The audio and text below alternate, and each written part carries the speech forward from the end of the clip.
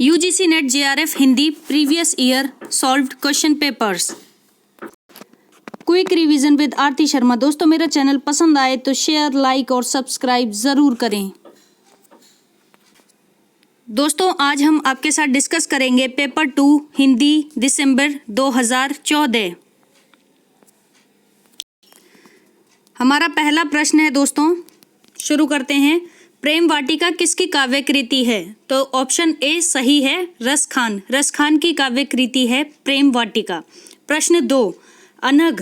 अनघ नाटक किस कवि ने लिखा है? ऑप्शन बी सही उत्तर दोस्तों, मैथिली शरण गुप्त। मैथिली शरण गुप्त का नाटक है अनघ। प्रश्न 3 है दोस्तों, घुमक्कड़ शास्त्र। घुमक्कड़ शास्त्र के लेखक कौन हैं? तो दोस्तों ऑप्शन डी राहुल सांकृत्यायन। राहुल सांकृत्यायन घुमक्कड़ शास्त्र के लेखक हैं। दोस्तों इन्होंने कई सारी यात्राएं करी हैं, इनके यात्रा वृतांत भी हैं, इसलिए इन्हें घुमक्कड़ जिज्ञासु भी कहा जाता है। ठीक है, तो आगे बढ़ते हैं दोस्तों। प्रश्न 4, प्रेम सागर। प्रेम सागर के लेखक कौन हैं? तो दोस्तों लल्लू लाल जी। लल्लू लाल जी की रचना है प्रेम सागर। प्रश्न 5 है दोस्तों, आत्मनिरीक्षण। आत्मनिरीक्षण के लेखक कौन हैं? तो दोस्तों सेठ गोविंद दास। सेठ गोविंद दास आत्मनिरीक्षण के लेखक हैं। प्रश्न 6 दोस्तों, पृथ्वी प्रदक्षिणा। पृथ्वी प्रदक्षिणा के लेखक कौन हैं? तो ऑप्शन सी शिव प्रसाद गुप्त। शिव प्रसाद गुप्त की रचना है पृथ्वी प्रदक्षिणा। प्रश्न 7 दोस्तों, इनमें से किस उपन्यास के लेखक अमृतलाल नागर नहीं है? तो दोस्तों नहीं है वाला प्रश्न है, ध्यान दीजिए। तो ऑप्शन सी भूले बिसरे चित्र। भूले बिसरे चित्र अमृतलाल नागर का उपन्यास नहीं है। बाकी सुहाग के नुपुर, मानस का हंस, बूंद और समुद्र अमृतलाल नागर के उपन्यास हैं। प्रश्न 8 है दोस्तों, निम्नलिखित में से कौन सा नाटक सुरेंद्र वर्मा का नहीं है? तो दोस्तों सुरेंद्र वर्मा का नाटक नहीं है मादा कैक्टस। बाकी एक दूनी एक, सेतुबंध, कैदे हयात, ये सुरेंद्र वर्मा के नाटक हैं। ठीक है, बाकी जो नहीं है वो है मादा कैक्टस। प्रश्न 9, निम्नलिखित में से कौन सा उपन्यास राहुल सांकृत्यायन का नहीं है? तो दोस्तों देखिए सारे नहीं है वाले प्रश्न पूछे जा रहे हैं, तो एग्जामिनर के दिमाग को पढ़ने की कोशिश कीजिए।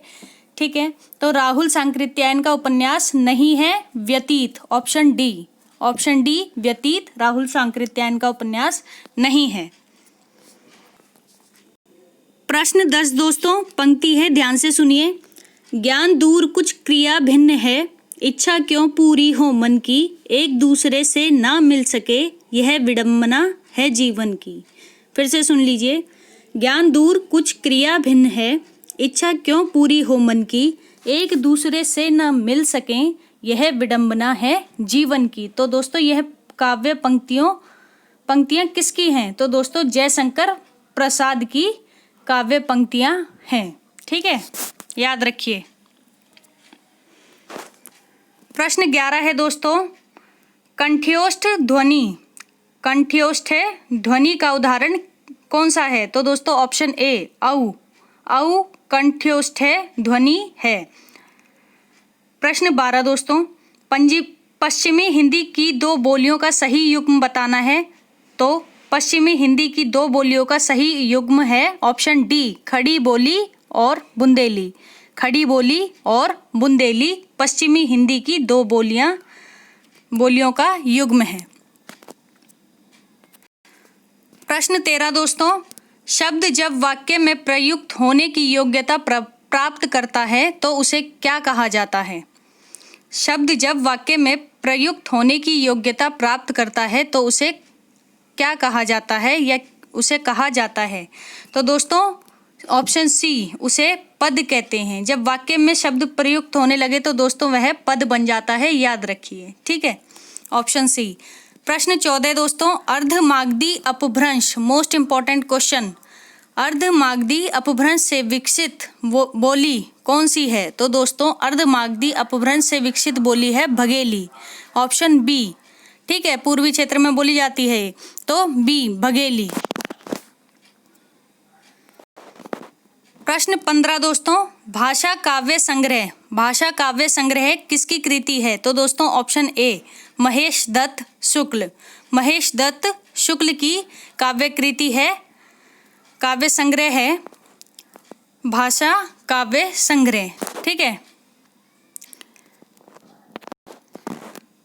प्रश्न 16 दोस्तों, वल्लभाचार्य का वेदांत सूत्र पर लिखा प्रसिद्ध ग्रंथ कौन सा है?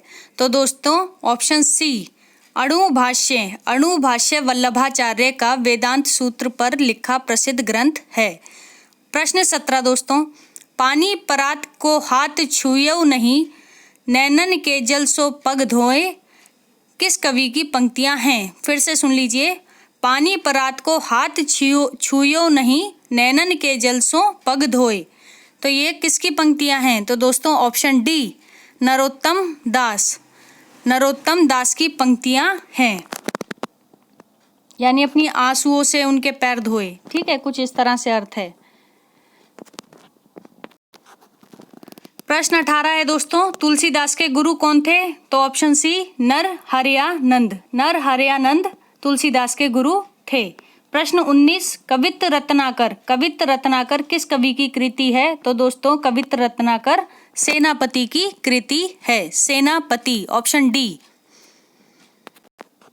प्रश्न 20 देख लीजिए।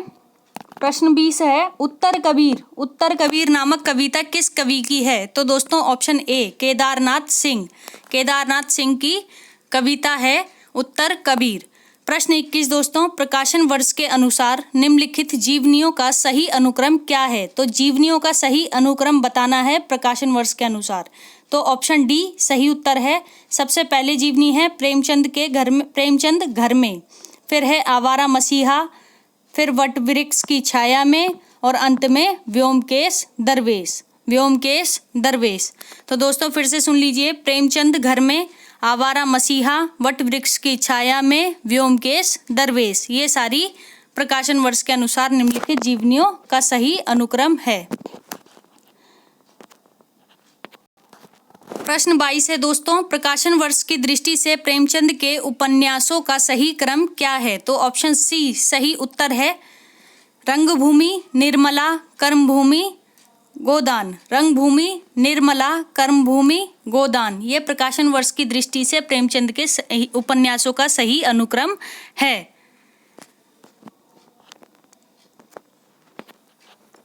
प्रश्न 23 है दोस्तों, प्रकाशन वर्ष के अनुसार अमृतलाल नागर के निम्नलिखित उपन्यासों का सही क्रम क्या है? तो ऑप्शन सी दोस्तों, अमृतलाल नागर के उपन्यासों का सही क्रम बताना है प्रकाशन वर्ष के अनुसार।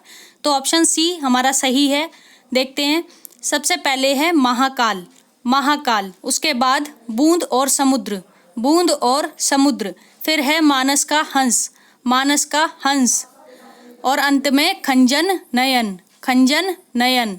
फिर से सुन लीजिए, महाकाल, बूंद और समुद्र, मानस का हंस, खंजन नयन, ये सभी प्रकाशन वर्ष के अनुसार अमृतलाल नागर के उपन्यास हैं जो कि सही क्रम में हैं।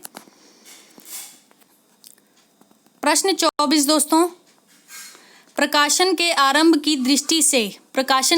की दृष्टि से निम्नलिखित पत्रिकाओं का सही क्रम क्या है? पत्रिकाओं का सही क्रम बताना है दोस्तों। तो देखते हैं, ऑप्शन ए हमारा सही उत्तर है।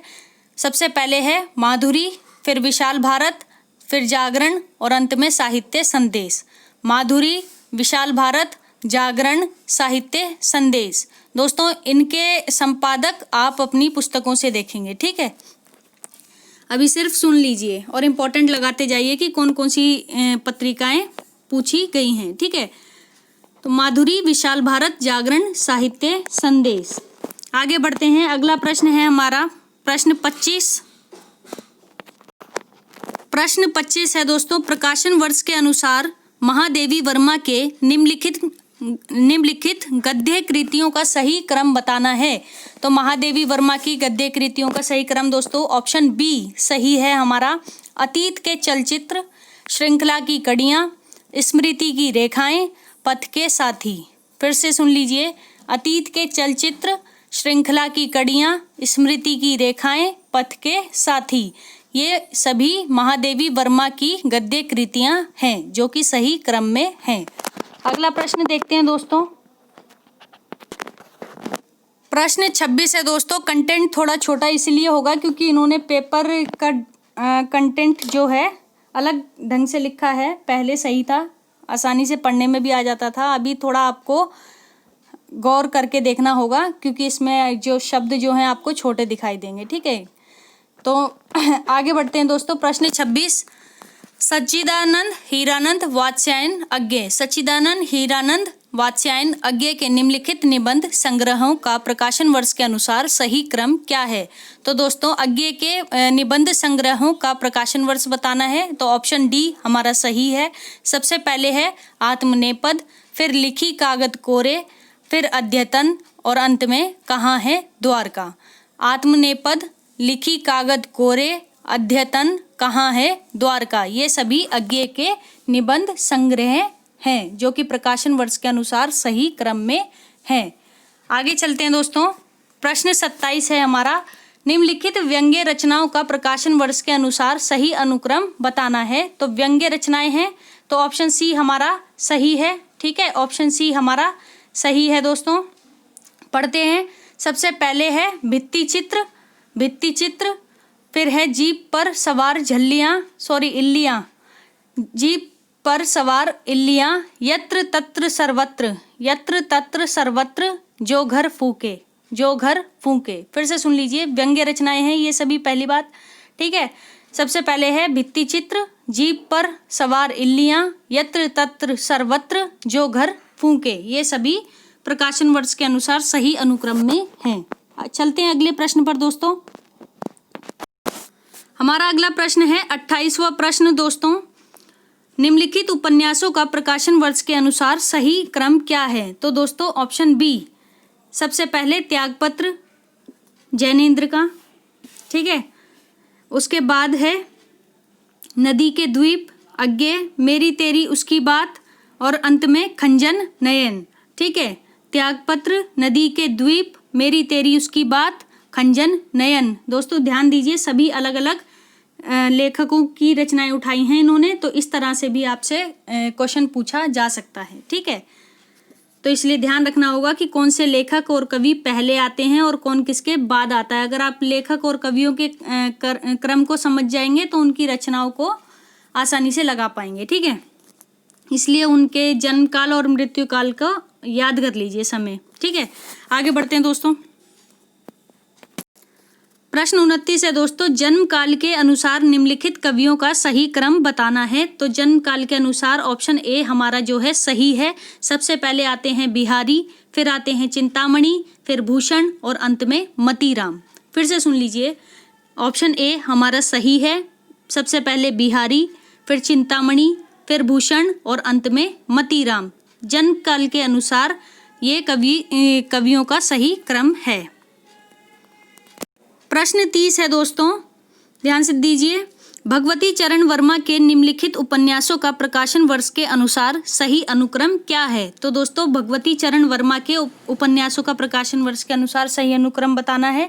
तो ऑप्शन ए हमारा सही उत्तर है। सबसे पहले टेढ़े मेढ़े रास्ते, फिर भूले बिसरे चित्र, फिर सामर्थ्य और सीमा, सच्ची सच्ची बातें।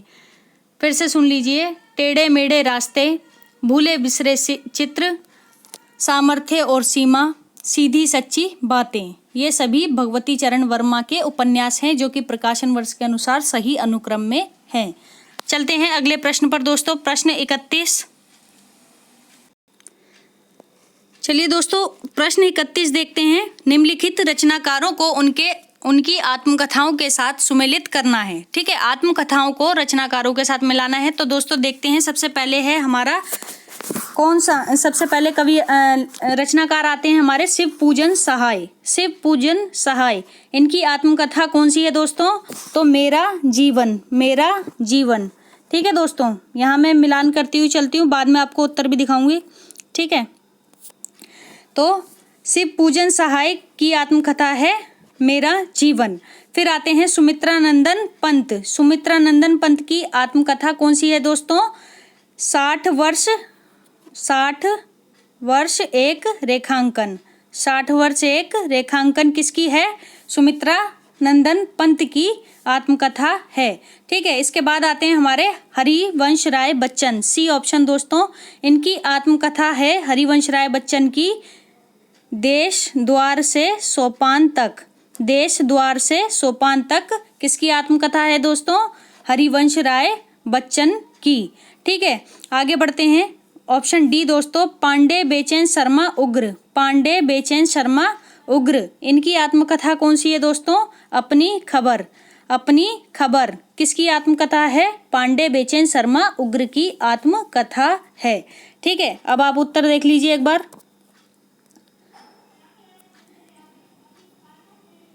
ये देखिए, ठीक है, ये ठीक है। आगे बढ़ते दोस्तों अगले प्रश्न पर। अगला प्रश्न है प्रश्न 32 दोस्तों। यहाँ पर आलोचकों को उनके ग्रंथों के साथ मिलाना है। आलोचक दिए हुए हैं और उनके ग्रंथ दिए हुए हैं। चलिए देखते हैं। सबसे पहले आलोचक कौन है हमारे? नंद दुलारे वाजपेयी। नंद दुलारे वाजपेयी, इनकी कृति कौन सी है दोस्तों? देखते हैं। हिंदी साहित्य 20वीं शताब्दी। हिंदी साहित्य 20वीं शताब्दी किसकी आलोचनात्मक कृति है? नंद दुलारे वाजपेयी की। ठीक है, अगली देखते हैं दोस्तों। लक्ष्मीकांत वर्मा। लक्ष्मीकांत वर्मा, तो इनकी कौन सी है आलोचनात्मक कृति? इनकी है नई कविता के प्रतिमान। ये नई कविता के प्रतिमान किसकी काव्यात्मक आलोचनात्मक कृति है दोस्तों? लक्ष्मीकांत वर्मा की। ठीक है, इसके बाद आते हैं रामविलास शर्मा। रामविलास शर्मा की काव्यात्मक कृति कौन सी है दोस्तों? निराला। निराला, ठीक है, याद रखिए निराला रामविलास शर्मा की काव्यात्मक कृति है। इसके बाद देखते हैं दोस्तों, ऑप्शन डी हमारा है विजय देव नारायण शाही। विजय देव नारायण शाही, इनकी आलोचनात्मक कृति कौन सी है? तो इनकी आलोचनात्मक कृति है जायसी। जायसी, ठीक है, जायसी इनकी आलोचनात्मक कृति है। तो देख लीजिए दोस्तों, उत्तर देख लीजिए अब।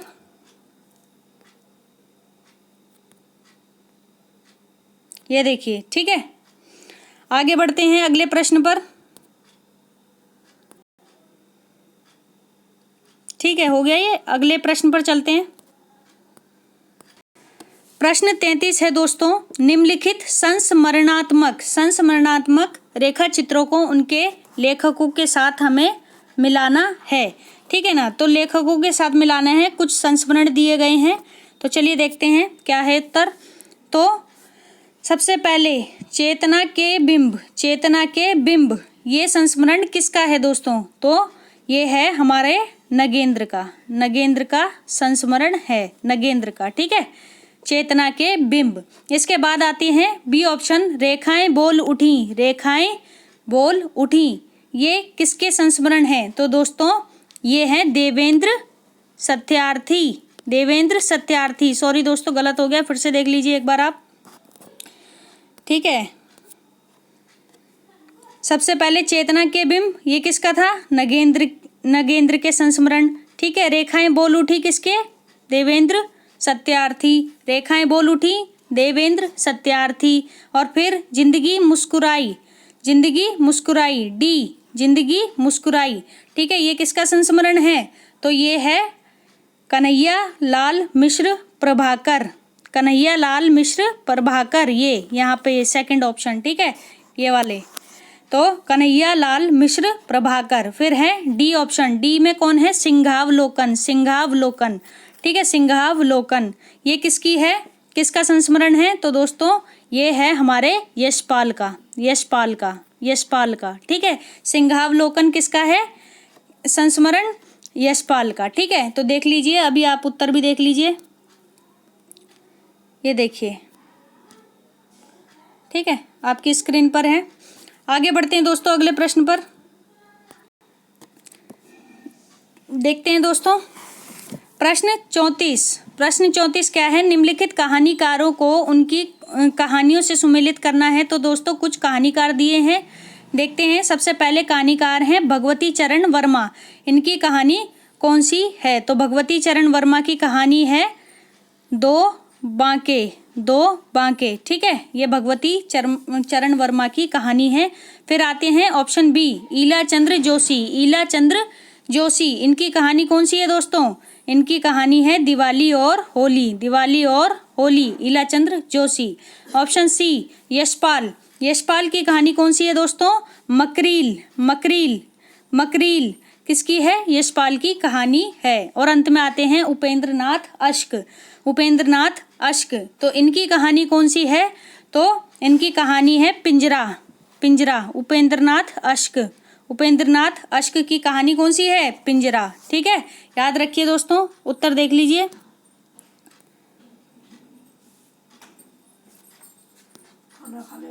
हाँ,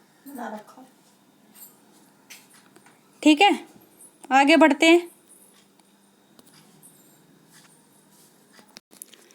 चलिए दोस्तों, अगला प्रश्न देखते हैं। 35वां प्रश्न है हमारा। इसमें कुछ उपन्यासकार दिए गए हैं और उनके उपन्यासों से हमें सुमेलित करना है। उपन्यासकारों को उनके उपन्यासों से हमें सुमेलित करना है। ठीक है, तो देखते हैं सबसे पहले कौन है उपन्यासकार? राधा कृष्ण दास। राधा कृष्ण दास, इनका उपन्यास कौन सा है दोस्तों? इनका उपन्यास है, इनका उपन्यास है, एक मिनट, मुझे कुछ गड़बड़ लग रही है इसमें। राधा कृष्ण दास, निसहाय हिंदू। एक मिनट, उत्तर देख लेते हैं। ठीक है,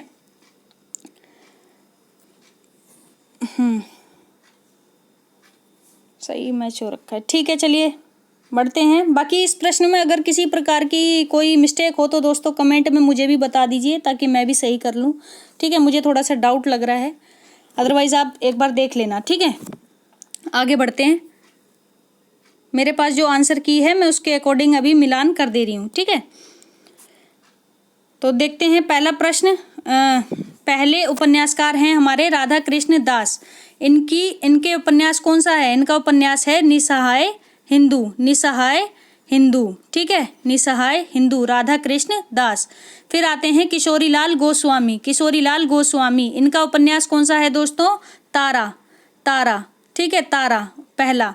फिर है देवकीनंदन खत्री। इनका उपन्यास कौन सा है दोस्तों? इनका उपन्यास है हमारा चंद्रकांता। चंद्रकांता। ठीक है दोस्तों, सही है ये प्रश्न, क्योंकि इसमें एक सही निकल आया है। बाकी लास्ट ऑप्शन देखते हैं, तो D, Shraddharam Fillory. Shraddharam Fillory, इनका उपन्यास कौन सा है? भाग्यवती। भाग्यवती, सही है दोस्तों, ये आंसर बिल्कुल सही है। ठीक है, अब आपको कहीं मिलान करने की जरूरत नहीं है। ठीक है, श्रद्धाराम फिलोरी का उपन्यास है भाग्यवती। तो देख लीजिए एक बार, राधा कृष्ण दास इनका हो गया निसहाय हिंदू, किशोरीलाल गोस्वामी का तारा, ठीक है, देवकीनंदन खत्री का चंद्रकांता, और अंत में श्रद्धाराम फिलोरी का भाग्यवती। तो चलते हैं, एक बार उत्तर देख लीजिए आप, फिर आगे बढ़ते हैं। ठीक है, ये देखिए। ठीक, अगले प्रश्न पर चलते हैं दोस्तों। अगला प्रश्न है दोस्तों हमारा प्रश्न 36। प्रश्न 36, ठीक है, निम्नलिखित नाटककारों को उनके नाटकों के साथ सुमेलित करना है।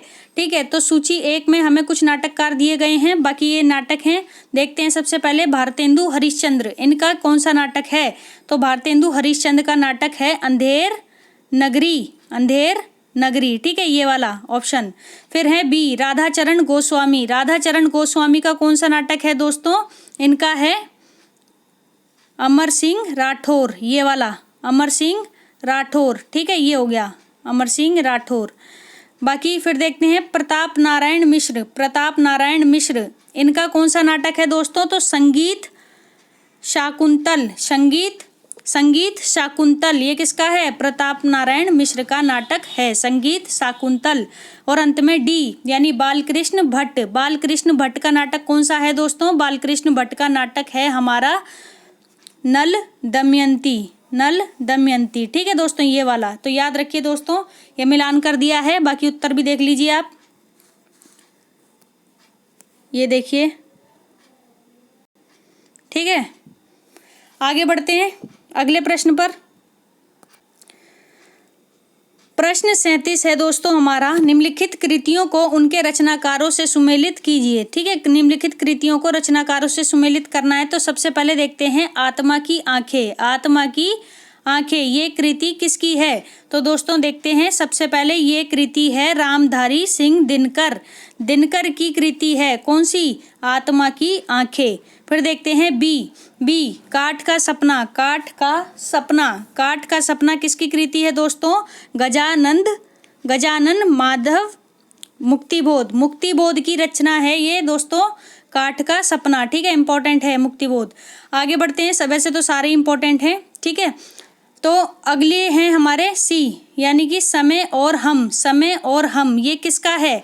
तो ये कृति है हमारे जैनेन्द्र कुमार की। समय और हम, समय और हम जैनेन्द्र कुमार की कृति है। अंत में आते हैं मिलन यामिनी। मिलन यामिनी ये कृति किसकी है? तो दोस्तों मिलन यामिनी कृति है हरिवंश राय बच्चन की। हरिवंश राय बच्चन की कृति है कौन सी? मिलन यामिनी। ठीक है, आगे बढ़ते हैं दोस्तों, उत्तर देख लीजिए पहले, ये देखिए। ठीक है, चलिए चलते हैं, यहाँ पर देख लीजिए दोस्तों, प्रश्न 38 है हमारा, सुमित्रानंदन पंत। सुमित्रानंदन पंत के निम्नलिखित काव्य संग्रहों का प्रकाशन वर्ष के अनुसार सुमेलित करना है। ठीक है, मिलान करना है। तो सबसे पहले इनकी रचना है पल्लव, काव्य संग्रह है पल्लव। ठीक है, तो ये इनका पल्लव का समय क्या है? तो हम देखते हैं 38वां प्रश्न है हमारा, इसका समय है 1926। पल्लव का समय है 1926। ठीक है, ध्यान रखिए। फिर आते हैं वीणा काव्य संग्रह। इसका प्रकाशन वर्ष क्या है दोस्तों? तो वीणा का प्रकाशन वर्ष है 1927 यानी 26 में ये ठीक 1 साल बाद कौन सा?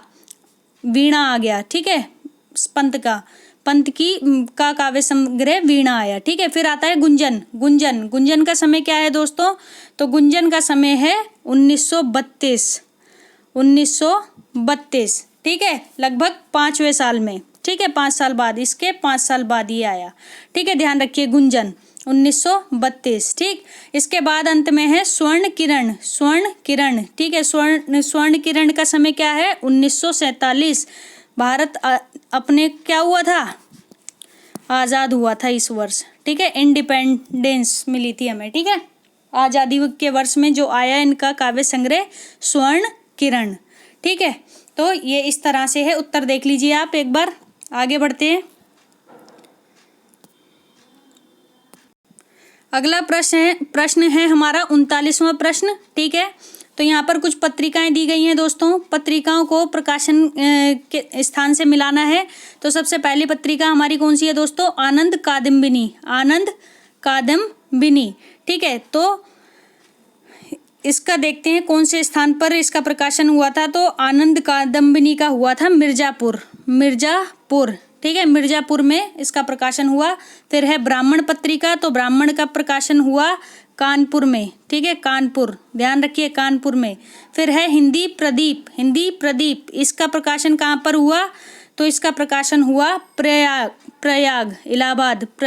ठीक है, इलाहाबाद, तो हिंदी प्रदीप। फिर अंत में आती है उचित वक्ता का कहाँ पर हुआ था प्रकाशन? तो दोस्तों इसका हुआ हमारा कलकत्ता में। ठीक है, कलकत्ता में, ध्यान रखिए, कलकत्ता में। कहाँ पर? कलकत्ता में। ठीक है, आगे बढ़ते हैं दोस्तों, उत्तर देख लीजिए, ये देखिए। ठीक है, आगे बढ़ लेते हैं। प्रश्न 40वां है दोस्तों, निम्नलिखित निबंधकारों को उनके निबंध संग्रहों के साथ सुमेलित करना है। ठीक है, निबंध संग्रहों के साथ सुमेलित करना है। तो सबसे पहले हैं चंद्रधर शर्मा गुलेरी। तो इनका निबंध संग्रह कौन सा है? तो दोस्तों इनका निबंध संग्रह है कछुआ धर्म। ठीक है, चंद्रधर शर्मा गुलेरी। बाकी फिर है हमारा बी ऑप्शन, वासुदेव शरण अग्रवाल। इनका निबंध संग्रह कौन सा है दोस्तों? तो ध्यान दीजिए, तीसरा पृथ्वी पुत्र, ये वाला पृथ्वी पुत्र। ठीक है, ये वासुदेव शरण अग्रवाल का निबंध संग्रह है। और फिर आता है हमारा ऑप्शन सी, राम वृक्ष बेनीपुरी। राम वृक्ष बेनीपुरी इनका निबंध संग्रह कौन सा है? तो दोस्तों इनका निबंध संग्रह है वंदे वाणी विनायकई। वंदे वाणी विनायकई, ठीक है, वंदे वाणी विनायकई। और अंत में आता है डी ऑप्शन। डी ऑप्शन यानी कुबेरनाथ राय। कुबेरनाथ राय इनका निबंध संग्रह कौन सा है दोस्तों? मराल। मराल, ठीक है, मराल किसका है? ये कुबेरनाथ राय का निबंध संग्रह है। तो दोस्तों देख लीजिए, आपको उत्तर भी दिखा देते हैं एक बार, ये देखिए, ठीक है। चलते हैं अगले प्रश्न पर दोस्तों। प्रश्न 41 है दोस्तों, ध्यान से सुनिए, मैं पढ़ देती हूँ, ठीक है। यहाँ पर आपको इतने ही छोटे कंटेंट में पढ़ना पड़ेगा, ठीक। तो ध्यान से सुनिए। प्रश्न 41, स्थापना दी गई है हमारी, काव्य का उत्कर्ष केवल प्रेम भाव की कोमल व्यंजना में ही माना जा सकता है। काव्य का उत्कर्ष केवल प्रेम भाव की कोमल व्यंजना में ही माना जा सकता है। तर्क है दोस्तों, क्रोध जैसे उग्र एवं प्रचंड भावों के विधान के साथ साथ करुण भाव की अभिव्यक्ति से काव्य में पूर्ण सौंदर्य का साक्षात्कार होता है। यानी पूर्ण काव्य में पूर्ण सौंदर्य के साक्षात्कार होते हैं। तो दोस्तों यहाँ पर ऑप्शन बी यानी ए गलत, स्थापना हमारी गलत है और तर्क हमारा सही है, ठीक है। अगले प्रश्न पर चलते हैं दोस्तों। प्रश्न 42 है, स्थापना। भूमंडलीकरण ने जन की पुरानी धारणा बदल रखी है। भूमंडलीकरण ने जन की पुरानी धारणा बदल रखी है। उसने जन को मास में बदल दिया है। जन को मास में बदल दिया है। इंग्लिश में मास कहते हैं ना, ठीक है, मास मीडिया, तो वही, ठीक। तो अगला तर्क है हमारा इसका, क्योंकि भूमंडलीकरण के मास में वही लोग शामिल हैं जिनके पास क्रय शक्ति है और जो जनसंचार साधनों के उपयोग में दक्ष हैं, ठीक है। फिर से सुनिए, क्योंकि भूमंडलीकरण के मास में वही लोग शामिल हैं जिनके पास क्रय शक्ति है और जो जनसंचार साधनों के उपयोग में दक्ष हैं। तो दोस्तों ए और आर यानी स्थापना भी सही है और तर्क भी हमारा सही है, ठीक है दोस्तों। तो ध्यान से देख लीजिए एक बार, स्क्रीनशॉट भी ले सकते हैं आप, ठीक है। आगे बढ़ते हैं दोस्तों। प्रश्न 43 है दोस्तों हमारा, स्थापना दी गई है, श्रृंगार को रसराज माना जाता है। श्रृंगार को रसराज माना जाता है, इसीलिए वह सभी रसों में प्रधान है। इसीलिए वह सभी रसों में प्रधान है। तर्क है दोस्तों, क्योंकि जीवन के आदि से लेकर अंत तक उसी का प्रसार है। क्योंकि जीवन के आदि से लेकर अंत तक उसी का प्रसार है और जीवन की सभी भावनाएं उसी से निःसृत हैं। और जीवन की सभी भावनाएं उसी से निःसृत हैं।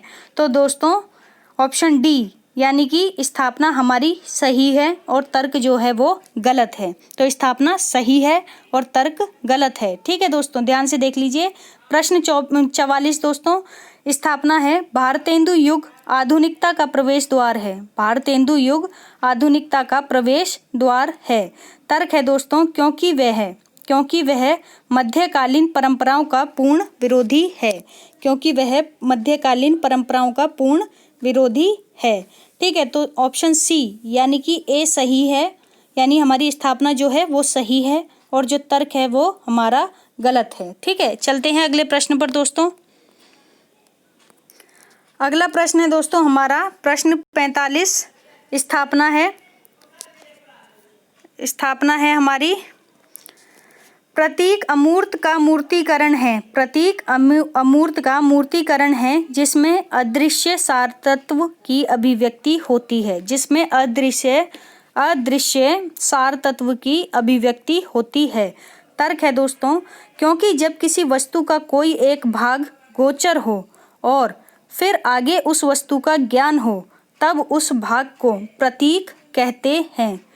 फिर से सुन लीजिए, क्योंकि जब किसी वस्तु का कोई एक भाग गोचर हो और फिर आगे उस वस्तु का ज्ञान हो तब उस भाग को प्रतीक कहते हैं। तो दोस्तों ऑप्शन बी यानी कि स्थापना भी सही है और हमारा तर्क भी सही है, ठीक है दोस्तों। चलते हैं अगले प्रश्न पर। चलिए दोस्तों, यहाँ कुछ निर्देश हैं, पढ़ लेते हैं। निम्नलिखित अवतरण को ध्यानपूर्वक पढ़ें और उससे संबंधित प्रश्न संख्या 46 से 50 के दिए गए बहुविकल्पों में से सही विकल्प का चयन करें। तो दोस्तों चलिए पढ़ना शुरू करते हैं। सबसे पहले यहाँ पर हमारा पैराग्राफ है, ठीक है, ध्यान से देखिए। यूरोप, स्क्रीन दोस्तों आपको छोटी ही देखनी पड़ेगी, क्या करें, मजबूरी है, ठीक है। तो यूरोप और अमेरिका में जो आधुनिकता फैली है उसका असली कारण वैज्ञानिक दृष्टिकोण की प्राथमिकता और प्राबल्य है। यह दृष्टि उद्योग और टेक्नोलॉजी से नहीं उत्पन्न हुई है, बल्कि टेक्नोलॉजी और उद्योग ही इस दृष्टि के परिणाम हैं। यूरोप और अमेरिका का सबसे बड़ा लक्षण वैज्ञानिक दृष्टि है, निष्ठुर होकर सत्य को खोजने की व्याकुलता है और इस खोज के क्रम में श्रद्धा, विश्वास, परंपरा, धर्म किसी भी बाधा को बुद्धि स्वीकार करने को तैयार नहीं है। आधुनिक मनुष्य के बारे में सामान्य कल्पना यह है कि अपने चिंतन में वह निर्मम होता है, निष्ठुर और निर्भीक होता है। जो बात बुद्धि की पकड़ में नहीं आ सकती उसे वह त्रिकाल में भी स्वीकार नहीं करेगा और जो बातें बुद्धि से सही दिखाई देती हैं उनकी वह खुली घोषणा करेगा, चाहे वे धर्म के विरुद्ध पड़ती हों, नैतिकता के खिलाफ जाती हों अथवा उनसे मानवता का चिरपोषित विश्वास खंड खंड हो जाता हो, ठीक है, खंड खंड हो जाता हो। कितनी बड़ी बात कही है, ठीक है। तो चलिए देखते हैं दोस्तों ऑप्शन। तो यहाँ हम सीधा प्रश्न देखेंगे और उत्तर देखेंगे। दोस्तों हमने पैराग्राफ रीड कर ही लिया है। तो प्रश्न 46 है हमारा, वैज्ञानिक दृष्टि कब धर्म, नैतिक और विश्वास का विरोध करती है? तो ऑप्शन डी हमारा सही है, जब वे उसकी दृष्टि से गलत हों, ठीक है, जब वे उसकी दृष्टि से गलत हों तब वैज्ञानिक दृष्टि क्या करती है? धर्म, नैतिकता, विश्वास का विरोध करती है, ठीक है। प्रश्न 47 है दोस्तों, आधुनिक मनुष्य के संदर्भ में वैज्ञानिक दृष्टि की सबसे बड़ी सिद्धि क्या है? तो ऑप्शन सी हमारा सही है, तथ्यों का वस्तुगत परीक्षण और निष्कर्ष, ठीक है। अगला प्रश्न है 48वां, यूरोप और अमेरिका में आधुनिकता के फैलने का क्या कारण है? तो दोस्तों ऑप्शन डी हमारा सही है, वैज्ञानिक दृष्टिकोण की प्रधानता और प्रबलता, वैज्ञानिक दृष्टिकोण की प्रधानता और प्रबलता। अगले प्रश्न पर चलते हैं दोस्तों। अगला प्रश्न है हमारा 49वां प्रश्न दोस्तों, टेक्नोलॉजी, उद्योग और वैज्ञानिक दृष्टिकोण के बीच संबंध बताना है कि क्या संबंध है? तो दोस्तों ऑप्शन ए हमारा सही है, कार्य और कारण का संबंध है। अंतिम प्रश्न दोस्तों इस प्रश्न पत्र का 50वां प्रश्न, यूरोप और अमेरिका किस संदर्भ में श्रद्धा, विश्वास, परंपरा, धर्म आदि किसी भी बाधा को मानने के लिए तैयार नहीं हैं? तो दोस्तों ऑप्शन बी, वैज्ञानिक सत्य की खोज के संदर्भ में यूरोप और अमेरिका श्रद्धा, विश्वास, परंपरा, धर्म आदि बाधाओं को मानने के लिए तैयार नहीं है। तो हमारा आज का प्रश्न पत्र यहीं समाप्त होता है। तो दोस्तों अगर हमारा वीडियो आपको पसंद आया हो तो मेरे चैनल को लाइक करें, शेयर करें और सब्सक्राइब ज़रूर करें। धन्यवाद दोस्तों।